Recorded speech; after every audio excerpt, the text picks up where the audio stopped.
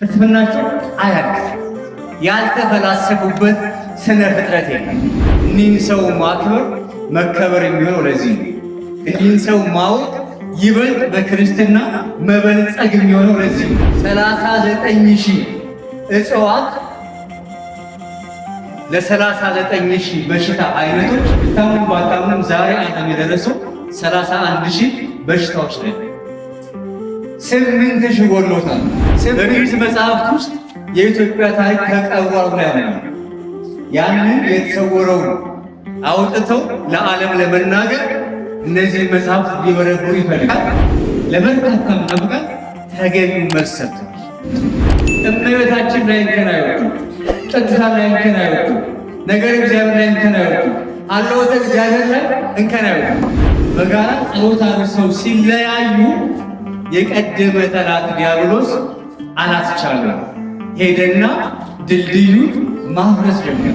ከአንቺ ማህፀን የሚወለደው ለኢትዮጵያ ብርሃን ነው ብለው ትንቢት ተናገሩ። አሁን አባ ጊዮርጊስ ዘጋስጫ ማን ናቸው በሚል በኢትዮጵያ ኦርቶዶክስ ተዋሕዶ ቤተክርስቲያን ላይ ያላቸውን አሻራ ሁሉ ተጠቅሶ ምን እንደሆነ ምን እንደሚመስል በቦታው በጻድቁ ገዳም ላይ ካደጉት መምህራኖች መካከል አንዱና ለዚህም ቦታ ላይ ይህን ታቦት እንዲገባ ከፍተኛ አስተዋጽኦ በማድረግ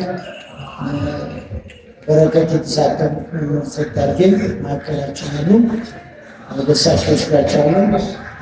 እንግዲህ በሁላችሁም በአንክሮ ተከታተሉና ጻድቁን በደንብ ተማጸናችሁ ብዙ በረከት የምናገኝበት ስለሆነ አሁን ወደሳቸው ስራቸው በቸርነቱ የጠበቀን የአባቶቻችን የቅዱሳን አምላክ እሱ ቅዱስ እግዚአብሔር ሕያው ስሙ የከበረ የተመሰገነ ነው።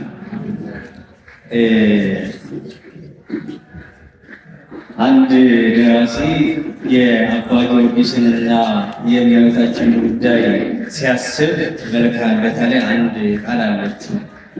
ሰላም ለከናፍርኪ መዛግብተ ወርቅ አርሞ ወለአፉኪ ሰላም ዳሰነ ለከተሰነ ማርያም አበሙ ማርያም ቀነኑ ኃይለ ልደትኪ ለኃይለ ጸናዕክሙ ብሎ እመቤታችን ያመሰግናታል።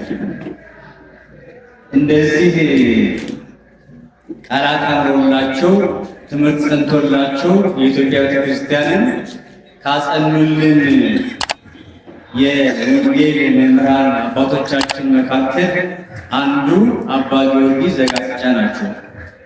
ቅድም በመምህሩ ሲተረክ እንደነበረው አባ ጊዮርጊስ ዘጋስጫ በ1357 ዓመተ ምህረት ኢትዮጵያ ውስጥ እዚሁ ኢትዮጵያ ውስጥ የተፈጠሩ አባት ሲሆኑ እናታቸው እመነ ጽዮንና አባታቸው ሕዝበ ጽዮን ደግሞ እጅግ ቤተክርስቲያንን የሚወዱ ሰማዕቱ ቅዱስ ጊዮርጊስን ዕለት ዕለት የሚማጸኑ ባልና ሚስት ነበሩ። እኒህ ሁለት ባልና ሚስት ሰግላ በምትባሏ በዛሬው ከላላ ወረዳ በጥንቱ ወረና አውራጃ ወሎ ክፍለ ሀገር ቢኖሩ ነበረ። አባትየው ከሰሜን ወገን የነበሩ የቤተ መንግስት ባለሟል ሲሆኑ እናትየዋ ደግሞ ከወለቃ መኳንንት ወገን የተወለደች ሴት ነበረች። እምነ ጽዮንም ሕዝበ ጽዮንም ሁልጊዜ የሚያስጨንቃቸው የሚወዱት ሰማዕት የተባረከ ልጅ እንዲሰጣቸው ይለምኑ ነበረ። የተባረከ ልጅ ቤተ መቅደስ ገብቶ የሚያገለግል ልጅ ይመኙ ነበረ። አባት ግን ከመንግስት ወገን ተሿሚ ነበርና የእሱን ቦታ ተክቶ ለመንግስት መስፍን የሚሆን ልጅ አብሮ ይፈልግ ነበር። ይህ ሕፃን ወደ ቤተ ክርስቲያን ለትምህርት ሲላክ ትምህርት አስቸገረው። በተደጋጋሚ ትምህርት ቸገረው። አልገባዋል ሳይሆን በጊዜው አልገለጠለታል። ስላልተገለጠለት አባቱ እንደ ወላጅ ማዘን ጀመረ። ዛሬ በየቤታችን ያሉ ሕፃናት ድንገት ገና ከልጅነት ቴክኖሎጂ ላይ እናስቀምጣቸውና አፋቸውን አስረው ቴሌቪዥንና ፊልም ይይዛሉ። አንደበታቸው ይታሰራል። ብዙ ሰዎች አሁን ተጨንቀዋል። ከተማ ውስጥ በጣም ብዙ ሰዎች በዛ ጊዜ በነበረው ግንዛቤ ሕዝበ ጽዮን ምናልባት ይሄ ልጅ የቤተ ክህነቱ እውቀት የማይገባው ከሆነ የቤተ መንግስቱ ሙያ ይማር ይሆን እያለ ይተክዝ ነበረ። በዚህ ጊዜ ነበረ ይህ ሰው ዕለት ዕለት ከእመቤታችን ጋር የነበረው አንደበቱ ሳይፈታ ተገልጦለት የነበረ ብርሃን ነበረ። አንደበቱ አልተፈታም። መምህራኖቹ አላወቁም። ሲያነባ ያዩትም ሲናገር ያዳመጡትም። ነገር ግን የተሰበረ ልብና ርቱ የሆነ አንደበት ለካ ነበር በውስጥ። አዩት ደከመባቸው። መምህሩ ጭምር አዘኑ። እንዲመለስ ተደረገ ወደ ቤተሰቦቹ። አይ አይደለም የሚል ደግሞ ክርክር ተፈጠረና እንደገና ወደ ጉባኤ መጣ። በጊዜው ትዝ ካላችሁ መቼም በኢትዮጵያ ታሪክ ከኢትዮጵያ ቤተክርስቲያን ጋር ብዙ አይለያይም። የዛጉዌ ነገስታት ስልጣኑን ለሰለሞናዊ ነገስታት ሲያስመልሱ አንድ ትዝ የሚላችሁ ታሪክ ያለ ይመስለኛል። የዛጉዌ ነገስታት አቃቤ ሰዓትነትን እንዲይዙ የሚል ሹመት ነበር። ትዝ ካላችሁ ከነዛ ስልጣን ካላቸው ሰዎች አንዱ መምህር ሰረቀ ብርሃን ነበሩ። አቃቤ ሰዓት መምህር ሰረቀ ብርሃን ምን ማለት ነው? እኒህን ሰው ያስተማሯቸው ሰው ተራ ሰው ነበር። የቤተ መንግስቱ የህግና የፍትህ አማካሪ ናቸው ማለት። የአባ ጊዮርጊስ ዘጋስጫ መምህር ተራ መምህር አልነበሩ። ወንበራቸውን ይዘረጉ በየቦታው ብዙ አባቶቻችን አሉ። ከነዚህ መካከል ደግሞ ተመርጠው ከፍ ያለው ቦታ ያዙት አባ ሰረቀ ብርሃን የአባ ኢየሱስ ሞዓ ተማሪ ነበር። ደቀ መዝሙር ነበሩ። መቼም አባ ኢየሱስ ሞዓ ባህር ናቸው። ቢነገርላቸው ይጀመራል እንጂ አይፈጸምላቸው። አባ ኢየሱስ ሞዓ ያፈሯቸው መነኮሳት፣ ሊቃውንት፣ መምህራን የኢትዮጵያ ቤተክርስቲያን የዛሬ አይኖች ናቸው። በየክፍለ ሀገሩ ስንሄድ የእሳቸውን ተማሪዎች እናውቃቸዋለን፣ እሳቸው ግን አናውቃቸውም። ሸዋ መጥተን አቡነ ተክለ ሃይማኖትን መናገር ለእኛ ብርቅና ድንቅ አይደለም። አቡነ ተክለ ሃይማኖትን ለዚያ ያወቁ መምህር ግን አባ ኢየሱስ ሞዓ ናቸው። ደቡብ ወርደን አባ ዜና ማርቆስን መተረክ ለየትኛውም ጉራጌ አካባቢ ተደረሰው ቀላል ነው። አባ ዜና ማርቆስን ያወቁ ግን አባ ኢየሱስ ሞዓ ናቸው። ወሎ ሄደን አባ ጽጌ ድንግልን ማንሳት ከባድ አይደለም። ዛሬም በመላ ዓለም ያሉ የኢትዮጵያ ቤተክርስቲያን አማኞች በወርሃ ጽጌ የእመቤታችን ማኅሌት ቆሞ አባ ጽጌ ድንግልን ያስቧቸዋል። አባ ጽጌ ድንግልን ያፈሩ ግን አባ ኢየሱስ ሞዓ መሆናቸውን ይዘነጉታል። ዛሬ ድረስ ገዳማቸው ሄዶ ገዳማቸው ጋር ጸበል ላይ እንጨት ቆርጦ በመጣል መቁጠሪያ የሚያፈሩትን አባ ገብረ እንድርያስን መተረክ ለዛ አካባቢ ሰው ቀላል ነው። ነገር ግን የእሳቸው መምህር አባ ኢየሱስ ሞዓ መሆናቸውን ይረሱታል። ዳዊት ሄዶ አባት ትንፋሰ ክርስቶስን መናገር ቀላል ነው ለዳዊት ሕዝብ። መምህራቸው ኢየሱስ ሞዓ መሆናቸውን ይረሱታል። ወይም ወደ ላይ ቀና ብሎ አባ ሀሩንን መጥራት ቀላል ነው፣ መምህራቸውን መጥራትን ከባድ ነው።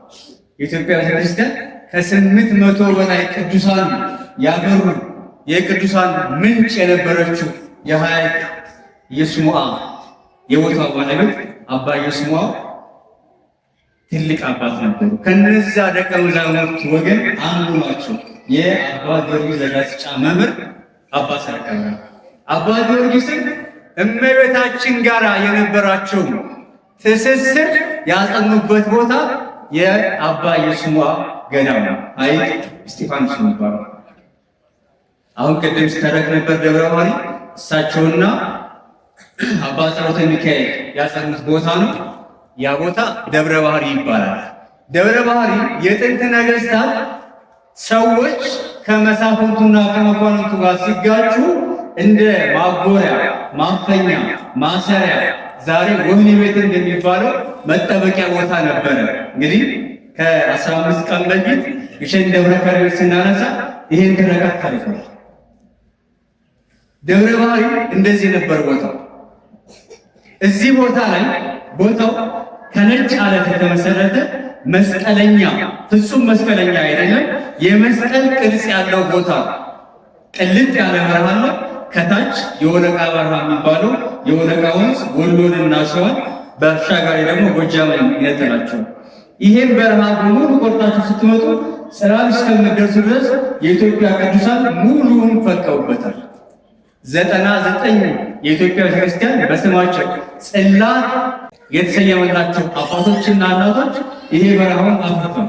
ከዛሬ ተነስታችሁ በደብረ ሊባኖስ ወርዳችሁ እታች ወርዳችሁ አቡነ ሀብተ ማርያም ተሻግራችሁ ቆጥሯቸው ሙሉ ቅዱሳን ናቸው። አንድ ዘላለች ብቻዋን እና አቡነ ታዲዮስን እነ ቅዱስ ክርስቶስ ሰምራን እና አቡነ ተክለ ሃይማኖት ታናሽ ብቻዋን።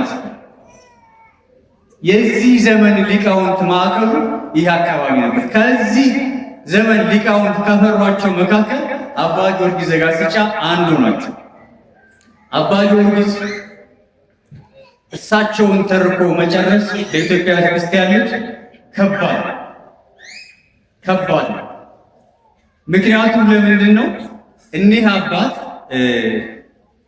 ሶሎሞን በመጽሐፈ ምሳሌ ላይ የጻድቅ አፍ የሕይወት ምንጭ ናት ይላል። ምዕራፍ 10 የጻድቅ አፍ የሕይወት ምንጭ ናት ይላል።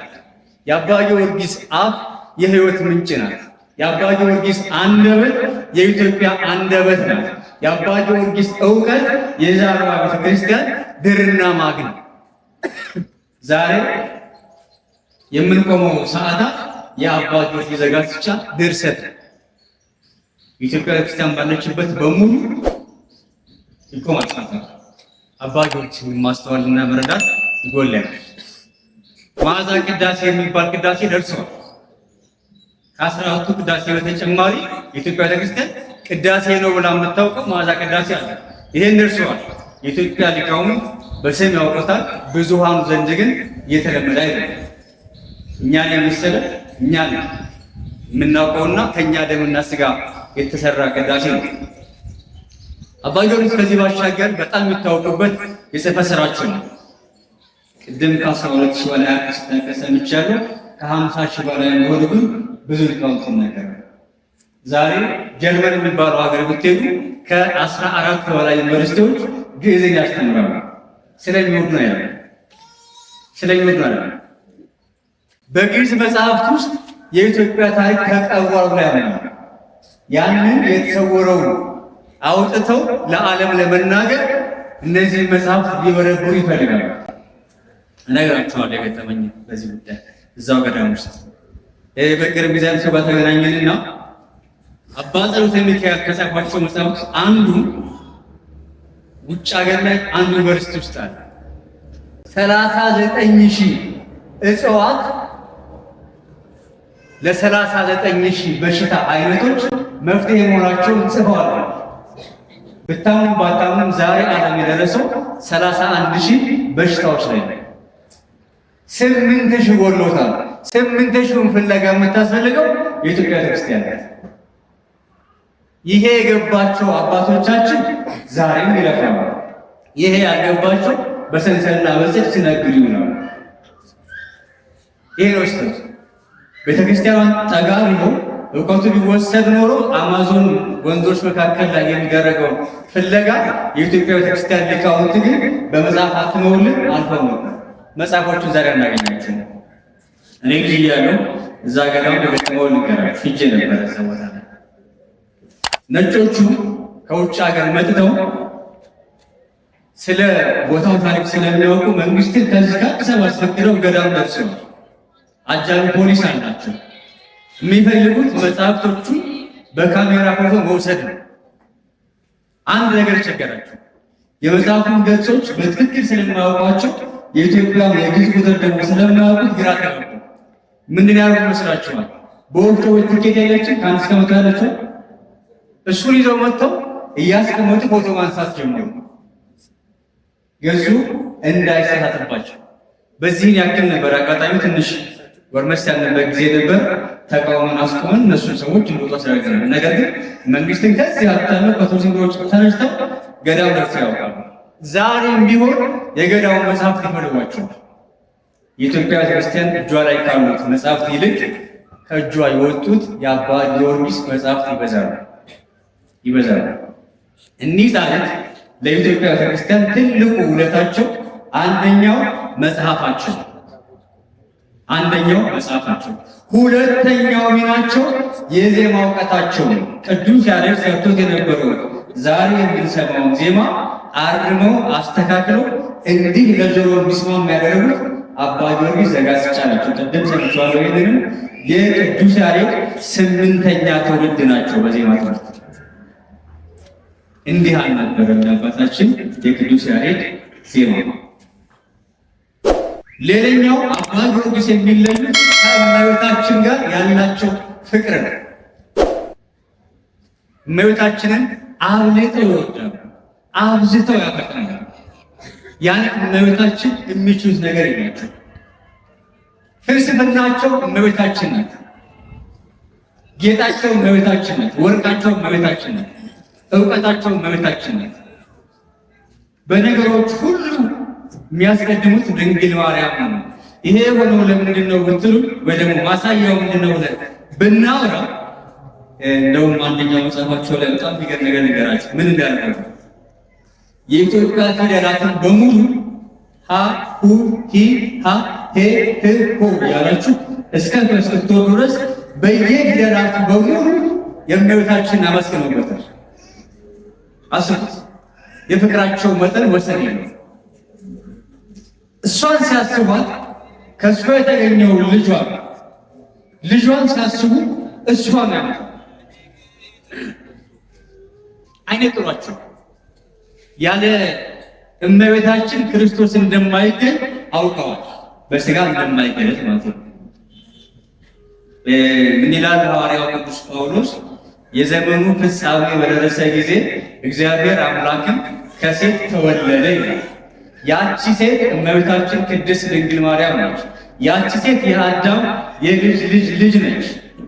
ከሰው ወገን መወለዱ፣ የሰው ክብር ከፍ ማድረጉ፣ ይህም ሥጋ መስቀል ላይ ቆሞ ለሰው ልጅ ቤዛ ሆኖ የሰው ልጅን ማትረፉን ያውቃል። መሐረኒ ድንግል ወተሳሃለኒ በበዘመኑ ለእመ መሐርክኒ አንቲ ዘይኮንነኒ መኑ ኮናኔ ሥጋው ነፍስ ወልድኪ ያኩን ብሎ አመስግኖ ያውቃል። ድንግል ሆይ እመቤቴ ማርያም ሆይ በየጊዜው በየሰዓቱ በየደቂቃ በየሰከንዱ ሁሉ ይቅር በይኝ፣ ማሪኝ። በደሌ ብዙ ነው፣ ወንጀሌ ብዙ ነው፣ ኃጢአቴ ብዙ ነው። አንቺ ይቅር በይኝ። አንቺ ከማርሽ፣ አንቺ ይቅር ካልሽ፣ አንቺ ከፈወሽ፣ አንቺ በቃ ካልሽ ማን ይፈርድብኛል? ማን ይኮንነኛል? ማን ወደ ሲኦል ይወስደኛል? ማን ከቅዱሳን ተርታ ይነጥለኛል? በስጋና በነፍስ በሰማይና በምድር በፍጡራን ሁሉ ላይ የሚፈርደው ልጅሽ ነውና ድንግል ማርያም ፈራጅ ሆነች አይደለም። ድንግል ማርያም ፈራጅ ዳኛ አይደለችም። ነገር ግን በክብር ሲመጣ እናንተ የአባቴ ብሩካን ኑ ብሎ ቅዱሳንን ሲያቀርብ፣ እናንተ ዓለም ሳይፈጠር ቀድሞ ወደ ዘጋጀላችሁ ቦታ ሂዱ ብሎ ሲገባ፣ ያኔ የሚገለጥበት ሥጋ የቅድስት ድንግል ማርያም ሥጋ ነው። መስቀል ላይ ቆሞ የፈሰሰው ደሙ የቅድስት ማርያም ሥጋና ደሙ። ይሄንን ያውቃሉ አባ ጊዮርጊስ፣ ይሄን ይረዳሉ አባ ጊዮርጊስ። ያለ ድንግል ማርያም ይላሉ አንድ ባህታዊ መኮንን ይመስለኛል፣ ያለ ድንግል ማርያም ዓለም አይድንም ይሉኛል። እነሱ አስታውሳለሁ እንጂ ያለ ድንግል ማርያም የዓለም መዳን እውን አልሆነም። ምክንያት የሆነችው ድንግል ማርያም ናትና፣ ድንግል ማርያም ናትና። ከሷ የተወሰደው ሥጋ ከሷ የተወሰደው ደም ነው ለዓለም ቤዛነት በዓለም መድረክ ላይ የተረጨው። ይሄንን ያውቃል። ዳዊት እንዲህ ይላል፣ ጻድቅ እንደ ዘንባባ ያፈራል ይላል። ጻድቅ እንደ ዘንባባ መዝሙር 92 ቁጥር 12 ላይ ጻድቅ እንደ ዘንባባ ያፈራል ይላል። እንደ ዘንባባ ብዙ ፍሬ ካፈሩ የኢትዮጵያ ቅዱሳን መካከል ትልቁ ተብለው ከሚጠቀሱት አንዱ እኒህ ጻድቅ አባታችን አባ ጊዮርጊስ ዘጋስጫ ናቸው። በስማቸው ደብረ ባሬ የሚባል ገዳም ዛሬም ድረስ አላቸው። ገዳማቸው ዓመቱን ሙሉ አንዲት ቀጭን መንገድ አለች። ለጥቅምት 3 ለበዓላቸው ተብሎ ከበረሃ ዛፍ መጥቶ መሰላል ይሰራል እንጂ በሰላም ቀን እንደ ልብ አይገባም አይወጣም። ከመሬት ያለው ከፍታ ገዳሙ 95 ሜትር ነው። ወደ ላይ 95 ሜትር ነው። እዚያ ገዳም ላይ ከወጡ በኋላ ምድርን የምናያት አውሮፕላን ሲያሽከበኩብ ያለውን ያክል ርቀት ነው የምናያት። ከፍ ያለ ቦታ ነው። ተፈጥሮ የአባይንና የወለቃ ተፋሰሱ ሙሉውን ያሳያል። ገዳማቸው ላይ አንድ ጊዜ እንዲሆነ አንድ አባት አንድ ጥጃ ይወስዱና ተሸክመው ያሳድጋል። ገዳም ውስጥ ጥጃው ያድጋል። አደገ። እንግዲህ ጥጃ ካደገ በኋላ ወይፈን አይደል? ወይፈን ሲሆን ተፈጥሯዊ ስሜቶች ያሉትና ቦታው ላይ ከላይ ሜዳ ነው። ሜዳው ላይ ያለው ሳር እየበላ አደገና እታች በረሃ ላይ ከብቶች ተሰማርተው ድምፃቸውን ሰማ። እንደ ሰው ማስተዋል አይችልምና እነሱን ፍጥረት ወንድሞቹ መቀላቀል ፈለገ። ዋ እያለ ወጣ። በአየር ላይ ነው የፈነዳው። መሬት አልደረሰም። መሬትም አልነካም። ቦታው ላይ ሌላ ታምር ልንገራችሁ። አባ ነብሮ የሚባሉ ጻድቅ ነበሩ። ዛሬ የእሳቸው ዋሻ ማግኘት አይቻልም፣ ተሰውሯል። መንገዱ ፈርሷል። አባ ነብሮ እዛ ገዳም ላይ ሁልጊዜ ተግባራቸው ጸሎት ነው። ዋሻቸውን የፈለፈሉት በልካቸው የእግራቸውን መረገጫና የእጃቸውን መደገፊያ አስቀምጠዋል። መጽሐፍ ማስቀመጫ ጠረጴዛ ገሳለ፣ ሌላ ነገር የለም። እኛ ልጅ እያለ እንዳይሆን ነበር። ዛሬ ግን አይቻልም። እሱም ፈርሷል፣ አይቻልም። ሌላ አንድ አባት እዛ ቦታ ላይ በዚህኛው ትውልድ በዚህኛው በእኛ ዘመን የሆነ ነገራቸው ይኖሩ ነበረ። የገዳሙ አባመሬቱ ነው እየሩሉ እያለ ዘመናቸው እንግዲህ በሰው ሰውኛው እንደምንረዳው ላይሆን ይችላል። እዛ ገዳሙ ላይ ዓመቱን ሙሉ ውሃ የለም። ነገር ግን ዓመቱን ሙሉ አንድ ጊዜ የመጣ ክረምት ውሃ ነጭ ሆኖ አለቱ ጋር ተስማምቶ ይኖራል። አንድ ምንጭ ያለቻቸው እዛች ቦታ ላይ ገብተው ነው የቀሩት። አሁን በእኛ ዘመን ነው በኔ የቦታው ገቢረ ተአምር ዛሬም አላከም። ዛሬም አላከም። ከበታቻቸው ወለቃ የሚባለው ወንዝ ላይ ያ አቡነ ዘካርያስ የተሰወረ ገዳም ነው። ማየት የተሻለው እስካሁን ወፎቹ ወርደው ለተጠቅመው ነው ሹቱ ይሉ ሹቱን እያያዙ ባፋቸው ይመጣሉ። ቦታው ግን አልተሻለም። ያ ገዳም ከስራቸው ነው ያለው። ሌላው መለያቸው እኒህ አባት ዛሬ ድረስ የሚነጠሉበትና የሚታወቁበት ከአባ ጽጌ ድንግል ጋር የልብ ወዳጅ ነበሩ። ሁለቱም እየተነጠቁ ወንዙ ዳር ይገናኛሉ። በየቀኑ ሲገናኙ እሳቸውም ማሉ እኒህም ማሉ ሆነው ሀሳባቸውን ይቀያየራሉ። እግዚአብሔርን ያመሰግናሉ። ፈታርሰው ይለያያሉ። ሲደርሱ ግን ቦታው ላይ አንዱ አንዱን ይባርካል። አንዱ አባት ካንዱ ይባረካል፣ አንዱ አባት ካንዱ ይባረካል። ክረምት መጣና ዝናብ ሆነና ወንዙ ሞላ። ከዚህ ቀደም እንደለመዱት ተንጠራጥረው ተሻግረው አንዱ አንዱን ይባርካል። በዚህ ሰዓት ግን ወንዙ ካፍ እስከ ገደፉ እንደሚባለው ሙሉን ሞላና ተቸገሩ።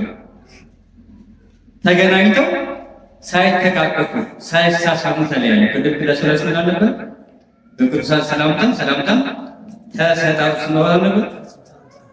ፍጹም ሰላምታን ፈልገው ነበር፣ አልቻሉም። ሁለቱም አዝነው ሊመለሱ ወደ አባ ጊዮርጊስ ጸሎት አደረሱ። ባረኩት። ወንዙ ሳር ሆነና ድልድይ ሆነ። ዛሬ መኪና የሚያሻገር ነገራቸው። ይሄንን ድልድይ ሰርተው በጋራ ጸሎት አድርሰው ሲለያዩ የቀደመ ጠላት ዲያብሎስ አላስቻለም። ሄደና ድልድዩን ማፍረስ ጀመረ። ሁለቱም አባቶች አባት ገድንግል ወደ እሳቸው ገዳም ወደ ወግዴ ሄዱ። አባት ገብረ ዘጋስጫ ወደ እሳቸው ገዳም ወደ ምዕራብና ወደ ምስራቅ ተከፈሉ። አባ ጊዮርጊስ ገና ገዳማቸው እየገቡ እያሉ ሰይጣን ሲያፈርሰው ድልድዩን አዩት። ይሄ ጸጋ ነው። አንዳንድ ጊዜ ህልም አይመስላችሁ፣ ፊልምም አይመስላችሁ። ተውሎ ከእግዚአብሔር ሰጥተው ተመልሰው ወደ ወንዝ ወረዱ። ሲወርዱ እንደዚህ ጎድሶት ድንጋዮቹ እየወጣ ነው። ድንጋይ ቁሳቸው አልጨመሩም። እሳቸው ባረኩ እንጂ ድንጋይ አላስገቡም። ለካ ጥቅጥቅ ድንጋይ ሆኖ ድልድዩ ያንን ድንጋይ አሸክመው ወደ ገዳም አመጡት። ተከሰተ የሚባለው ቦታ ሲወጡ እና እንዲያጋ ተከሰተ ይባላል።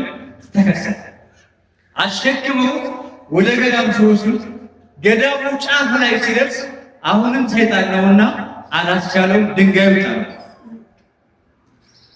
ድንጋዩ የገዳሙ አለት መሃል ላይ አለቱን መልኳ ተቀይራ ጥቁር ድንጋይ ነች፣ የውሃ ድንጋይ ሆነች፣ ተለጥፋ ዛሬም አለች። የቀረችዋ ከፊል ድንጋይ ገዳሙ ውስጥ ገብታ ዛሬ የገዳሙ ደወል ነው ያገለግላል። ይሄን ያክል አሳልፈዋል። እኒህ ሰውዬ የምህንድስና አባት ናቸው የሚባለው ለዚህ በኢትዮጵያ ታሪክ የመጀመሪያው ድልድይ የሰሩ ታሪክ ናቸው አባቶች።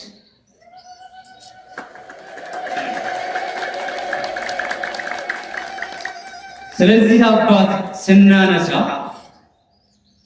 ሌላው ለዓለም ቤተክርስቲያን ላይ ደግሞ አስደማሚ ነገር ልንገራችሁ። በተወዳጅ ትምህርት ላይ ያለ ጉዳይ ተማራችሁ። በተለያየ ዓለም በተለያየ ጊዜ የሚነሱ መናፍቃን የተለያየ ትምህርት ያስተምራሉ። እነዚህ መናፍቃን ሌላ ዓለም ላይ ሆነው ያስተማሩትን ትምህርት አስተርጓሚ ሳያገኙ መጻሕፍትን ሳያነቡ አባቶቻቸው ሳይነግሯቸው ቤተ ክርስቲያኑ የፈተኗትን መናፍቃን ጥያቄዎቻቸውና መልሶቻቸው ኢትዮጵያ ውስጥ ነው ይጽፉ ነበር። መጽሐፈ ምስጢር ለበርካታ መናፍቃን ተገቢው መልስ ሰጥተዋል። ዛሬ ያለች ቤተክርስቲያን ተሰርታ ያለቀች ናት የሚባለው ወደን አይደለም። አብዛኛውን ነገር ኑረውላት ነው ያለቁት አባቶቻችን፣ ኑረውላት ነው ያለቁት። መሰረቷን አጥንተው ነው የሄዱት። እኛ የመጣነው ድምድማቱ ላይ ነው፣ ጣራው ላይ ነው። የዚህ ትውልድ ስራ ጌጣጌጡ ነው፣ ቀለሙ ነው፣ ውሃ ልኩ ቀልሟል። ይሄኛው ትውልድ ከመፈተኑ በፊት እኒህ አባት ገዳም ውስጥ ሆኖ የዓለም ቤተክርስቲያን የሚፈተንባቸው መናፍቃን የሚያነሷቸውን ጥያቄዎች እያነሱ ይመልሱ ነበር። ሌላው አባ ጊዮርጊስ በጣም የጸኑ የእምነት ሰው ናቸው። መምህር ወመገስጽ ናቸው። ንጉሱ እዚህ ሸዋ ላይ ሆነው አስቸገሩ። ሸዋ ነበር የተነሱት። እሳቸው ያሉት ወሎ ላይ ነው። መምህሩን መገሰጽ ፈለጉ፣ መናገር ፈለጉ። ደብዳቤ ጻፉ። በወረቀት በብራና በክታብ በክርታስ ጻፉ። ከጻፉ በኋላ ያንን መልእክት ወደ ቤተ መንግስት የሚያደርስላቸው ሰው ቸገራቸው። ምን ያደርጉ ጥሩ ነው? አሞራውን ጠሩት። ወገኖች አሞራውን ጠሩት፣ ሰጡት አደራ። ይሄንን ደብዳቤ ወስደህ ለንጉሥ ዳዊትና ለቤተ መንግስቱ አደርስልኝ ብሎ ሰጡት። አሞራው ደብዳቤውን ተሸክሞ መጣ። ቤተ መንግስት ግቢ ውስጥ ጣለው። ንጉሱም መልእክቱን ሰምተው የሚገባቸውን አደረጉ። እኒህ አባት ቀላል አባት ነው። እምነታቸው የጸና ሰው ናቸው። ሌላኛው ትምህርታቸው ፍልስፍናቸው አያልቅም። ያልተፈላሰፉበት ስነ ፍጥረት የለም። ድንግል ሆይ ሰማይ ምንጭ ሆኖ ምድር ደግሞ ወፍጮ ሆኖ እኔ በመካከል ሆኜ እንደ ጥሬ ብፈጭ እንኳን አንቺ ከኔ ጋር ነሽና አልፈራም። እስቲያስብ ኃጢአት ተሰራን ጊዜ ዝቅ ባለን ጊዜ ዓለም ሲጨልምብን መውጫ መግቢያው ሲጨንቀን አእምሯችን ሲናወጥ አይጠባችሁም ማለት ዓለም ጭንቅ አይላችሁ? ዓለም ያስጨንቃችሁ? በዚህ ጭንቀት መካከል ሆኖ ሰማይ ነጭ ምድር ወፍጮ ሆና እኔ ከመካከል ጥሬ ሆኜ ብገባ እንኳን አንቺ ከኔ ጋር ነሽና አልፈራም።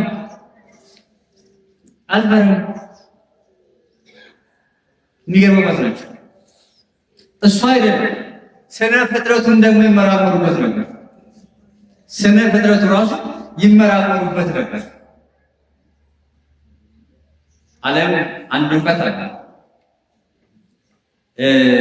ዝናብ የሚባለው ተፈጥሯዊ ውሃ ከምድር ተነስቶ በትነት መልክ ወጥቶ ውደቱን ጨርሶ እናንተ በሳይንስ የተማራችሁ ኢቫፖሬሽን ሲስተም ማለት ነው ተመልሶ ውሃ እንደሚሆን ዓለም ነው። ዓለም ይሄንን እውቀት ከማወቁ ከ300 ዓመት በፊት አባ ጊዮርጊስ ዘጋስጫ ይህን ጽፏል። ዓለም ሳይንሳዊ ከማስተማሩ በፊት እሳቸው ነበሩ። ዓለም ዛሬ ከምድር በተጨማሪ ያሉ ፕላኔቶች ቁጥር ነገሩ ነው። እኔ ሃይስኩል ስማር የነበረው ዛሬ ወንድሜ ሲማር ይለያል። አባ ጊዮርጊስ የነገረንን ግን ገና 5 ይቀራቸዋል። 5 ያልተገኙ ፕላኔቶች ገና ይቀሩናል። በዚህን ያክል የዓለምን እውቀት ይገነዘቡት ነበር። እኒህን ሰው ማክበር መከበር የሚሆነው ለዚህ ነው። እኒህን ሰው ማወቅ ይበልጥ በክርስትና መበልጸግ የሚሆነው ለዚህ ነው። አባ ጊዮርጊስ ዘጋስጫን ማወቅ፣ በስማቸው መጸለይ፣ ቃል ኪዳናቸውን መጠበቅ፣ በስማቸው መመጽወት፣ በስማቸው ቤተክርስቲያን መገንባት፣ በስማቸው ቤተክርስቲያን ዕጣን መጧፍ፣ መስዋዕቱን መባውን ማቅረብ በረከቱ ለኛው ነው።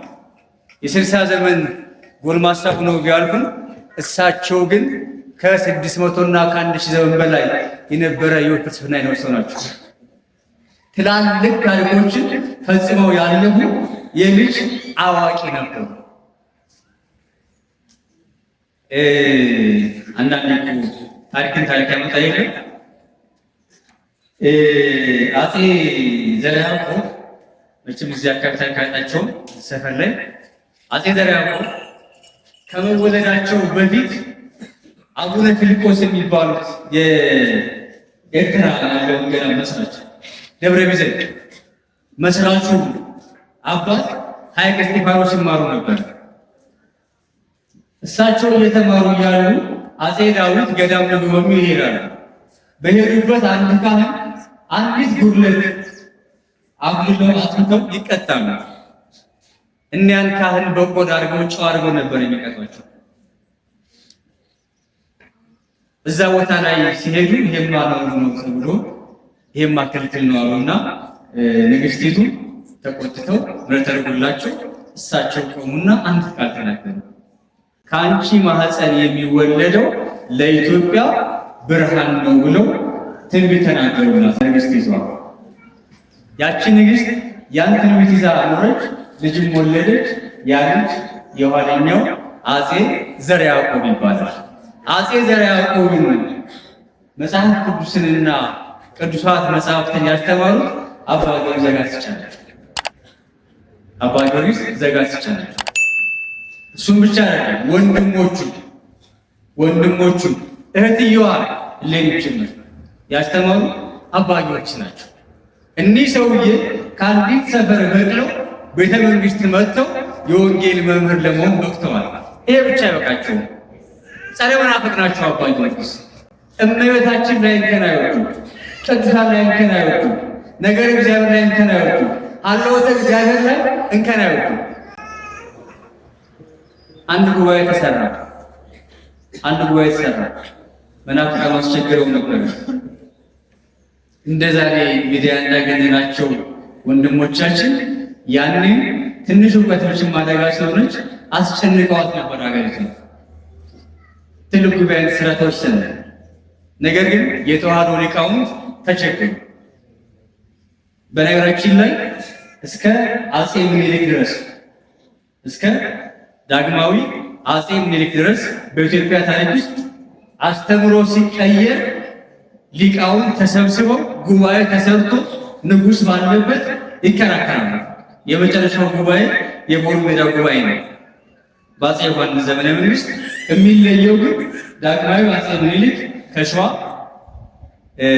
የኋለኛው ንጉሥ ተክለ ሃይማኖት ሌላ ነበር ስማቸው ንጉሥ አለ ከጎጃም ማመድ አሊ የኋላው ንጉሥ ሚካኤል ከወሎ ታድመውታል። ያን ጉባኤ ታድመውታል። የጸጋና የቅባት ትምህርቶች ክርክር ስለነበር በእሳቸው ዘመን አባ ጊዮርጊስ ትልቅ ጉባኤ ተሰራ። መናፍቃኑ ያዙ ቀቁኛ ብዙ የተዋህዶ ሰዎች እንዴት እንችላለን? አባ ጊዮርጊስ እኮ ታሟል፣ አባ ጊዮርጊስ እኮ አልጋ ላይ ውሏል፣ ያለሱ ማን አለ ነው አካውንት። ይሄንን ሰው ነው ከእሳቸው ጤና የቤተክርስቲያን ጤና ያስጨነቃቸው ነበርና አባ ጊዮርጊስ ከና አልጋው ወሰዱኛው። ይሰማችሁ? ከኔ ጋር ናችሁ? እግዚአብሔር ከእናንተ ጋር ነው። አባ ጊዮርጊስ ከና አልጋው ብሬ ይባላል። ቃሬዛ ከነ ቃሬዛው ተሸክመዋቸው ሄዱ። በቃሬዛ ወስደዋቸው ጉባኤው መሃል ላይ ተቀመጠ ቃሬዛ። የእነዚያ ወገን ጥያቄ ሲያነሱ አባ ጊዮርጊስ ቃሬዛ ላይ ሆነው መልስ ሰጥተው ረቱና የኢትዮጵያ ቤተክርስቲያንን ነፃ ወጥቷት እግዚአብሔር ይመስገን። ስለዚህ ስለ አባ ጊዮርጊስ ዘጋስጫ ስናነሳ እኛ እውቀት አንሶን እናቆማለን እንጂ የእሳቸው ታሪክ በእኛ ተተርኮ የሚያልቅ አይደለም። እዚህ ቦታ ላይ እሳቸውን ለመጀመሪያ ጊዜ ስናመጣ ወይ ደግሞ ይሄ የእሳቸውን ታቦት ሲያነግስ በረከት ይዞ እየሄደ ያለው ትልቅ ቃል ኪዳን ነው። እሳቸው ጋር ያሉ ለየት ያለ ቃል ኪዳን ነው።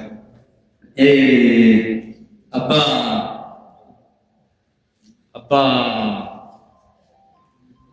ገብረ እንድርያስ የሚባሉ ጻድቅ ናቸው። አባ ገብረ እንድርያስ ቃል ኪዳናቸው በአቆማዳ ውስጥ እህል አስገብተህ የዛ ቁጥር ያክል ምሬልሃለሁ የተባሉት አስቡ። ይሄ ቸርነት ነው። መቼም የኢትዮጵያ ቤተክርስቲያን ይመስላል ሊቃውንቱ ቀድሞ ነግረውናል። እንደ ወንጌል ማን ጸድቆ እንደ ገድል እንደ ትሩፋት ማን ተኮንኖ ብለው ቀድሞ ነግረውናል። እንደ ገድል እንደ ትሩፋት ለምናምን ሰዎች ለሚያምን ሁሉ ይደረግለታል ስለሚል መጽሐፋችን እኛ ስለምንቀበለው በረከቱን እንወስዳለን። የእሳቸውም 7 ትውልድ አላቸው። አባቶቻችን በየዘመኑ በየጊዜው ለእነሱ ሳይሆን በኋላ ለሚመጣው ትውልድ ነበር የሚጨነቁትና የሚለምኑት። እዚህ ላችሁ ለመታወት እንደገቡ አባ ገብረ መስቀል ዝቋላ ላይ ዝቆላ ላይ በለማዳም ዝቋላ ነው ገዳም ላይ እኮ 100 ዓመት ወርታች ተገዘቁት ለኛ ለትውልድ ምረት ነው። እሳቸው መጨረሻው እኮ ዘመናቸው የእሳቸውን ዘመን ጨርሰዋል። ለሚቀጥለው ትውልድ ይጨነቁ ነበር አባቶቻችን። አባ ጊዮርጊስ ከነዛ አንዱ ናቸው። ባለቃል ኪዳን ናቸው። ቦታቸውን የረገጠ ባለምህረት፣ ገድላቸውን የተረከ ባለምህረት፣ በስማቸው ቤተክርስቲያን የገነባን ባለምህረት፣ በስማቸው የተማጸነ ባለምህረት ናቸው። ምክንያቱም እሳቸው የተገኙት በቅዱስ ጊዮርጊስ ቃል ኪዳን ስለሆነ መገረሻነት እዚህ የሚለኝ ይመስለኛል። የቅዱስ ጊዮርጊስ ገድል ላይ አምላከ ጊዮርጊስ አምላከ ጊዮርጊስ አምላከ ጊዮርጊስ ብሎ 3 ጊዜ የተማጸነ ልመናውን እሰማዋለሁ ተብሎ እሳቸው በስማቸው ተለምኖ ተገኝተዋልና በእሳቸው ስም ተለምኖ አናፍርበት። አባታችን ቅዱስ እግዚአብሔር የጻድቁን በረከት ያድለን። እግዚአብሔር ይስጥልን። ይቆያል። ቃልቤት ያሰማልን። እንግዲህ ጻድቁን አባታችንን በዚህ ቦታ ላይ እንግዲህ ያው ስማቸው እየተጠራ ነው ያለው፣ ታቦታቸው እየከበረ ነው ያለው። እንግዲህ በዚህ ይቀጥላል። ትውልድ እየተቀባበለው ያባዛው ነው ሄደው። ስለዚህ የጻድቁ በረከት ሁላችንንም ይጠብቀን፣ ሀገራችንንም ጽኑ ሰላም ያድርግልን። የመላ ሀገራችን ብቻ አይደለም፣ እሳቸው የዓለም መብራት የክብር ኮከብ ናቸውና ዓለምን በሙሉ ሰላም ያድርጉልን። ውድ የሳንኤል መንፈሳዊ ቤተሰቦች በዚህ ቻናል የኢትዮጵያ ኦርቶዶክስ ተዋሕዶ የንግስ በዓላትን በመጽሐፍ ቅዱስ ላይ የተመሠረቱ ትምህርቶችና መንፈሳዊ ዝማሬዎችን በስፋት ስለሚያገኙ ለቻናሉ አዲስ ከሆኑ ሰብስክራይብ በማድረግ ቤተሰብ ይሁኑ። ይህን መንፈሳዊ አገልግሎት ላይክ፣ ሼር በማድረግና አስተያየት በመጻፍ ይደግፉ።